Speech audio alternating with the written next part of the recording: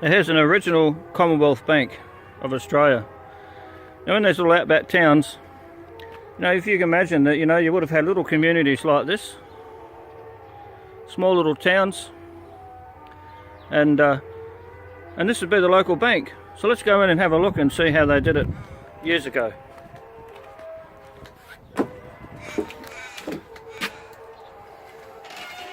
Well, here we go.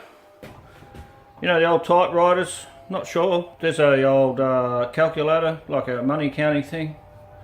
And this is where you'd go. You'd go and stand at this man in front, he'd be there, behind that cage. Here's his ledger. So I'd come in and I'd put my money in here and he'd write down how much money I had in this bank. And I'm not sure if they, looks like maybe a safe over down there. We can't go in any further, but maybe a safe. And boxes for carrying money. Yeah, it's quite amazing. The old Commonwealth Bank. And just check out the counter. Old bank counter. This is how things were done in those days. Quite incredible. Okay, let's go. Now we come to the old newsagents.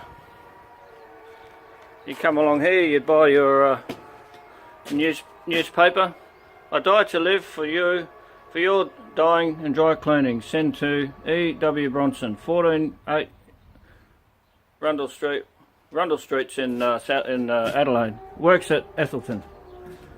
Look at all those old verandas down there. Let's go in here and have a look and see what the old Wow, well this looks like an old bookshop. It's probably not quite what I expected, but it's still good. Oh, this book here, I won't pick it up because things are quite old, but it'll be a decent read. Encyclopedias up there. You think about some of these magazines. Look at this newspaper here. This is 1960s. Not as old as I thought, but that's alright. But you think of all these old magazines, some are obviously the modern ones, the old gossip machines like this rubbish. Let me give you a tip in life: don't read rubbish like this, it'll rot your head. But I'm sure amongst here, some of these old books, some of these books belong to people that lived in some of those houses we've looked at. They used to sit there with the old oil lamp going and read these books, and some would be quite valuable just for the historic content of them. But okay, then let's go and have a look further. So here we have another Commonwealth Bank.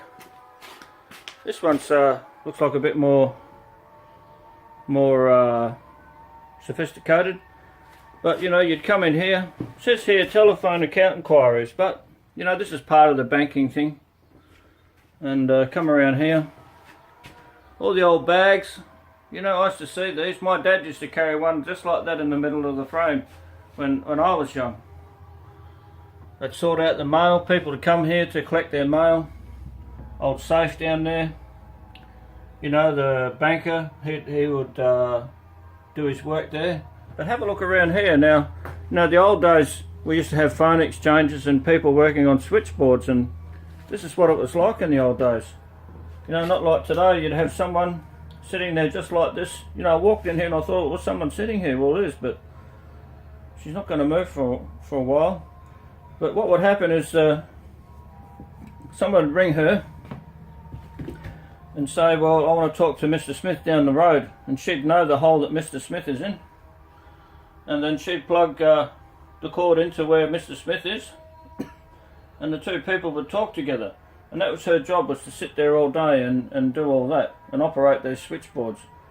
It's quite amazing, really. It's hard when you look at them. It's hard to understand how they work, but that's about it. Someone rang in and she just plugged them into where they needed to go, and people got to talk to one another on their old phones. Quite amazing. And there's a little dial thing. You dial the number. They would ring her sometimes and say, look, this is the number I need to get to, and she'd dial the number and hook us all up. So let's go. It's good. Good stuff.